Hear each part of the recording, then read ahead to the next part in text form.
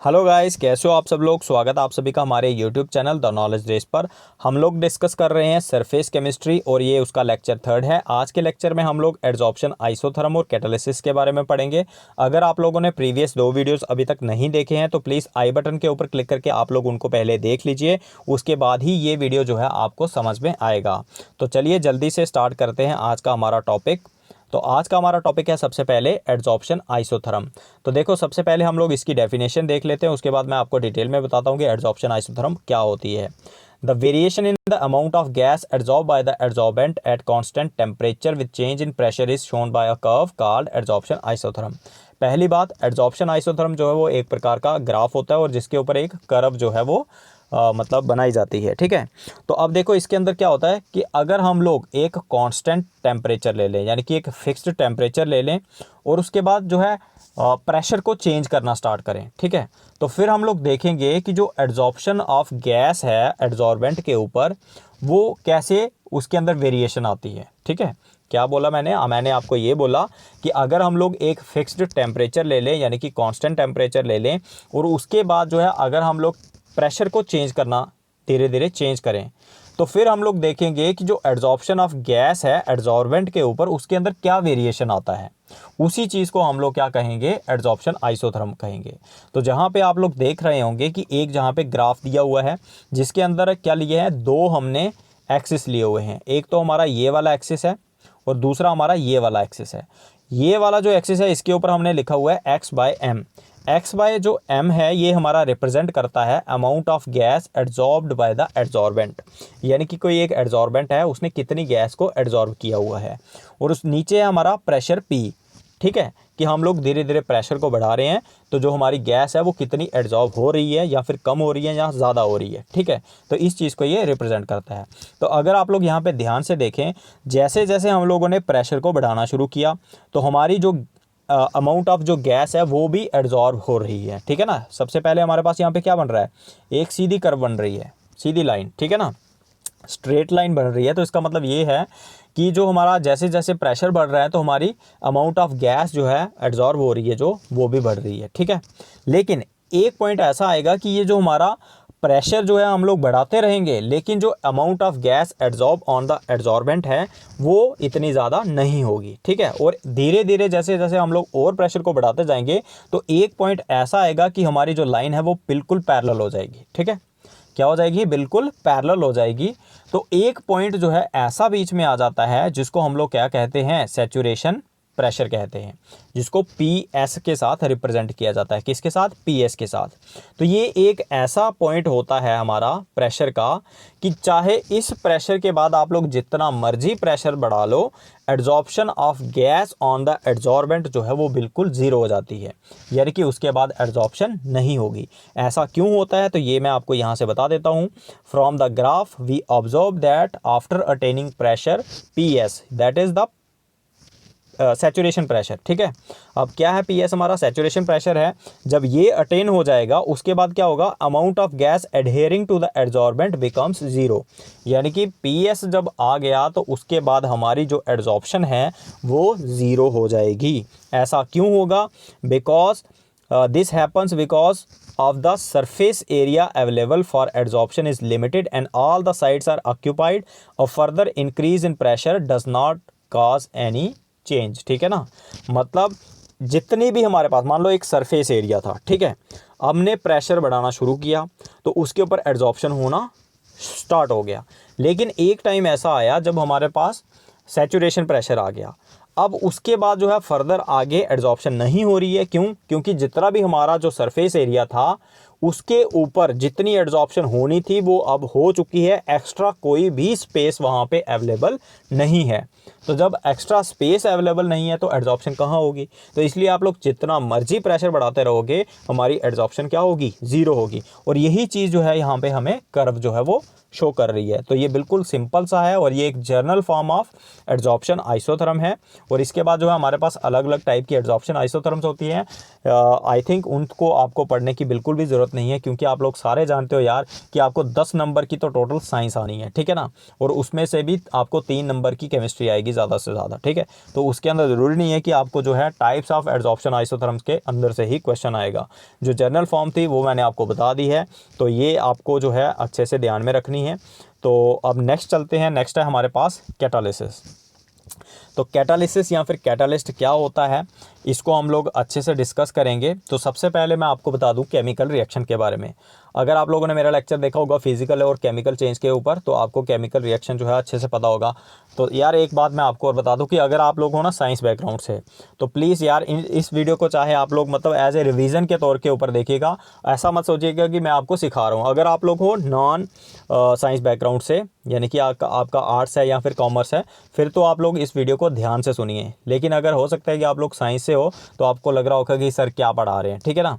तो ये उनके लिए ज़्यादा इंपॉर्टेंट वीडियो है जो साइंस बैकग्राउंड से नहीं है। इवन मतलब ऐसे स्टूडेंट्स जो केमिस्ट्री से तो बिल्कुल भी नहीं है, ठीक है, उनके लिए ये ज़्यादा इंपॉर्टेंट है, ठीक है। तो देखो कैटालिसिस क्या होती है या फिर हमारे पास कैटालिस्ट क्या होता है। तो ऐसा सब्सटेंस जो क्या करता है, रेट ऑफ केमिकल रिएक्शन को चेंज करता है। तो सबसे पहले कि केमिकल रिएक्शन क्या होती है, तो मैं वो वीडियो की बात कर रहा था। तो उसके अंदर मैंने आपको बताया कि जो हमारे पास चेंजेस होती है वो 2 टाइप की होती हैं, फिजिकल और केमिकल चेंज। जो केमिकल चेंज होती है उसी को हम लोग क्या कहते हैं, केमिकल रिएक्शन।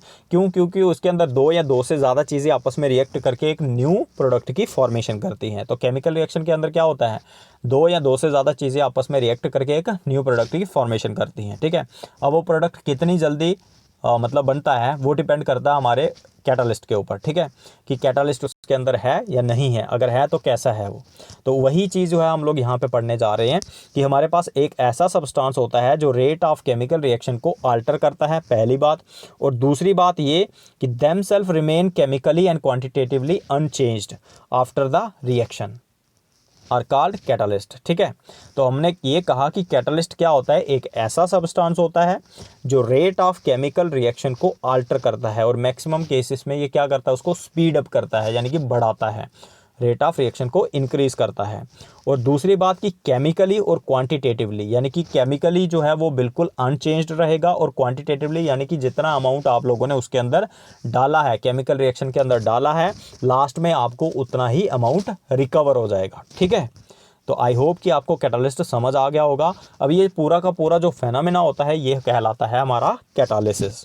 तो यहाँ पे हमने एक एग्जांपल ली है, हैबर्स प्रोसेस। हैबर्स प्रोसेस जो है वो अमोनिया की फॉर्मेशन के लिए इस्तेमाल में लाई जाती है। अगर आप लोगों को अमोनिया बनाना है तो आप हैबर्स प्रोसेस का इस्तेमाल करके अमोनिया बना सकते हैं। तो उसके लिए आपको क्या लेना है, पहले तो आपको लेनी है N2 गैस, उसको रिएक्ट करवाना है आपको H2 के साथ। H2 क्या है, हाइड्रोजन गैस, ठीक है।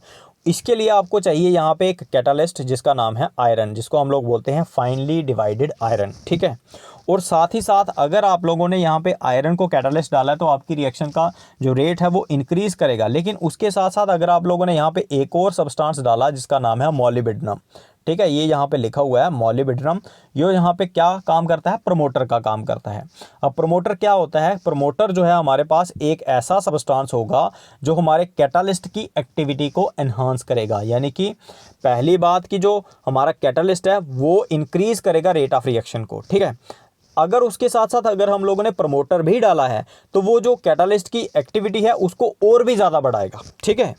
तो दूसरी बात है यहाँ पे पॉइजन। तो पॉइजन क्या करता है, कैटालिस्ट की एक्टिविटी को रिड्यूस करता है, उसको डिक्रीज करेगा वो, ठीक है। तो आई होप कि आप लोगों को समझ आया होगा कैटालिसिस क्या होती है या फिर कैटालिस्ट क्या होता है। और उसके साथ आप लोगों ने ये भी याद रखना है कि जो हैबर्स प्रोसेस होती है वो अमोनिया के लिए होती है। उसके अंदर जो कैटालिस्ट होता है वो कौन होता है, आयरन होता है। और आयरन के साथ साथ जो प्रमोटर डाला जाता है वो कौन होता है, मोलिब्डेनम होता है। तो नेक्स्ट देखते हैं, हमारे पास आता है टाइप्स ऑफ कैटालिसिस। तो टाइप्स ऑफ कैटालिसिस में क्या है, हमारे पास 2 टाइप की कैटालिसिस है, एक तो होमोजेनियस और उसके बाद आती है हेट्रोजेनियस। तो सबसे पहले देखेंगे हम लोग हेट्रोजेनियस। हेट्रो का मतलब होता है डिफरेंट, यानी कि यहाँ पे हमारे पास जो रेक्टेंट होंगे ना, रेक्टेंट देखो अब क्या होते हैं, एरो के जो पीछे वाले जो ये है ना, ये है हमारे पास रेक्टेंट। यहाँ पे अमोनिया और ऑक्सीजन क्या है, रेक्टेंट है। और एरो के आगे जो हमारे पास ये चीज़ बन रही है इसको क्या बोला जाता है, प्रोडक्ट। ये हमारे पास यहाँ पे क्या है, रेक्टेंट है और आगे प्रोडक्ट बन रहा है, ठीक है।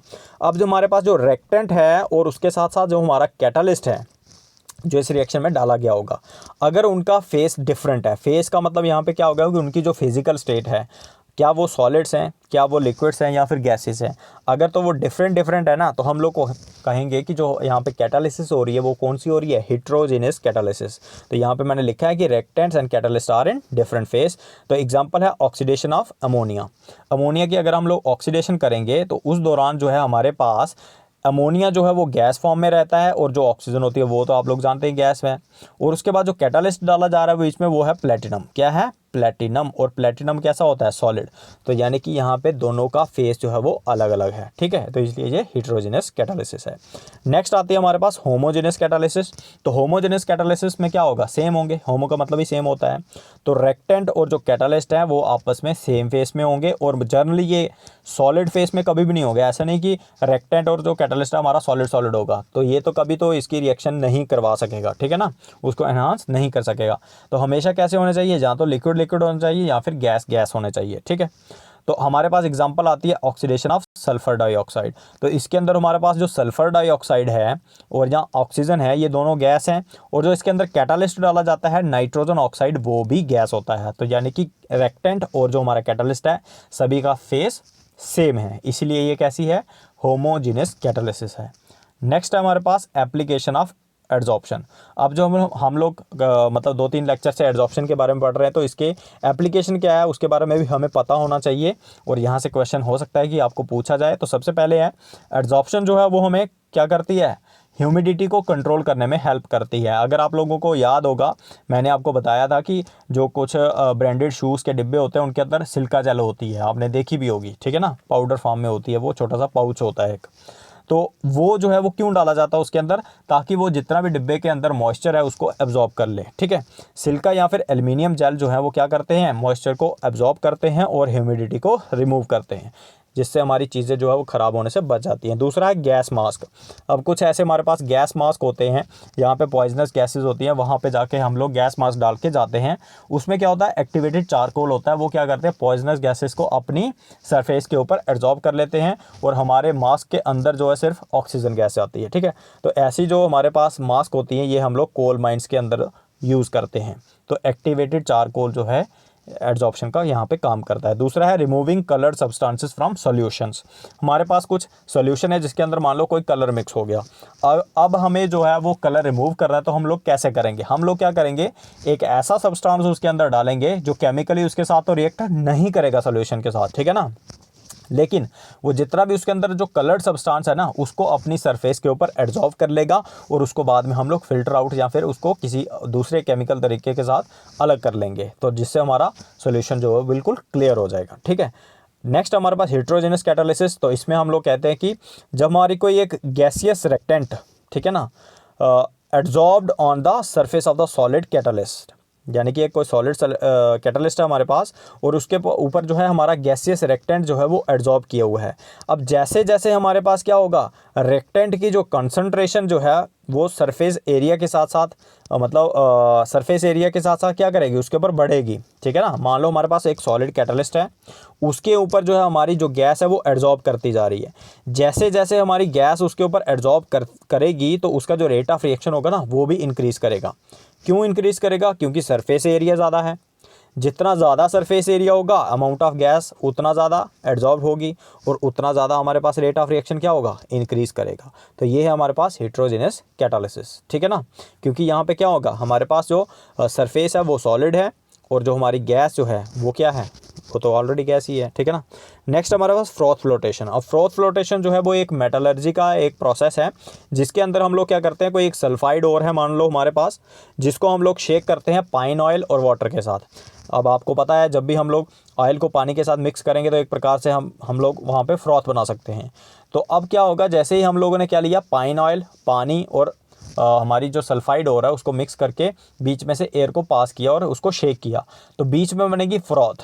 अब फ्रॉथ के बनने के साथ साथ क्या होगा कि हमारे पास जितनी भी सल्फाइड ओर है वो फ्रॉथ की सरफेस के ऊपर चिपक जाएगी, ठीक है ना, एब्जॉर्ब हो जाएगी एक प्रकार से, और जितने भी गैंग पार्टिकल यानी कि जो वेस्ट होगा वो नीचे सेटल डाउन हो जाएगा। तो इससे जो है ये हमें हेल्प करती है कंसंट्रेशन ऑफ सल्फाइड ओर्स, ठीक है। नेक्स्ट हमारे पास क्योरिंग डिजीज़। अब हमारे पास काफ़ी सारी कुछ अलग अलग डिजीज़ होती हैं, तो उनको जो है हम लोग एड्जॉर्प्शन की मदद से उनका रिस्क जो है उसको रिड्यूस कर सकते हैं, जिसमें हमारे पास कुछ ऐसे ड्रग्स होते हैं, ऐसी दवाइयाँ होती हैं जो क्या करती हैं, उस डिज़ीज़ को करने वाले जो जर्म्स होंगे हमारे पास, कुछ कोई भी जर्म है, बैक्टीरिया है, वायरस है, उनको वो अपनी सरफेस के ऊपर एब्जॉर्ब कर लेंगे और हमारी बॉडी से एक्सक्रीट आउट हो जाएंगे, ठीक है ना। तो जिससे हमारी वो डिज़ीज़ जो है होनी थी हमें, जो उससे हम लोग बच जाएंगे, ठीक है गाइस। आई होप कि आप लोगों को ये जो एड्जॉर्प्शन है इसकी जो एप्लीकेशन थी ये समझ आई होगी। अगर आपको नहीं आई है तो प्लीज़ एक बार फिर आप इसको अच्छे से देख लीजिएगा, और इसका मैं जो है PDF जो है मैं आपको अपने टेलीग्राम चैनल जो है हमारा द नॉलेज रेस वहाँ पे प्रोवाइड करवा दूंगा। नेक्स्ट है हमारे पास कैटलिस्ट इन इंडस्ट्री। अब देखो हमारे पास जो अलग अलग इंडस्ट्रीज़ होती है उसके अंदर भी बहुत सारे कैटलिस्ट जो हैं यूज़ किए जाते हैं, जो कैटालिसिस में हमें हेल्प करते हैं। तो यहाँ पे 2-3 के मैं आपको बता रहा हूँ जो काफ़ी एग्जाम पॉइंट ऑफ व्यू से जो है काफ़ी इंपॉर्टेंट है, तो प्लीज़ आप इनको अपने माइंड में रखिएगा। सबसे पहले हमारे पास हैबर्स प्रोसेस, तो ये मैंने आपको पीछे पढ़ा दिया। हैबर्स प्रोसेस जो है वो अमोनिया की फॉर्मेशन के लिए काम में आती है, और इसके अंदर जो है हमारे पास कैटालिस्ट होता है आयरन, फाइनली डिवाइडेड आयरन, और इसके अंदर मोलिब्डेनम को एज ए प्रमोटर इस्तेमाल किया जाता है। नेक्स्ट हमारे पास ओस्टवाल्ड प्रोसेस, जिसको हम लोग इस्तेमाल करते हैं नाइट्रिक एसिड यानी कि HNO3 बनाने में, और इसके अंदर है प्लेटिनम जो है हमारा एज ए कैटलिस्ट इस्तेमाल किया जाता है। नेक्स्ट है हमारे पास कॉन्टैक्ट प्रोसेस, जिसको हम लोग इस्तेमाल करते हैं sulphuric acid H2SO4, king of acids, ठीक है ना, नाम सुना होगा आप लोगों ने, किंग ऑफ एसिड्स यानी कि सल्फ्यूरिक एसिड्स को बनाने के लिए इस्तेमाल में लाया जाता है, और इसके अंदर हमारे पास कैटलिस्ट जो डाला जाता है वो होता है प्लेटिनम, या फिर हमारे पास V2O5 जो वेनेडियम का जो है ऑक्साइड जो उसको इस्तेमाल किया जाता है, ठीक है गाइज। आई होप कि आप लोगों को यार समझ आया होगा, और अगर आप लोगों को ये वीडियो अच्छा लगा है तो प्लीज़ यार वीडियो को लाइक करना और नीचे कमेंट करके बताना कि ये वीडियो आपको कैसा लगा। तो मिलते हैं नेक्स्ट वीडियो में, तब तक के लिए हैप्पी लर्निंग।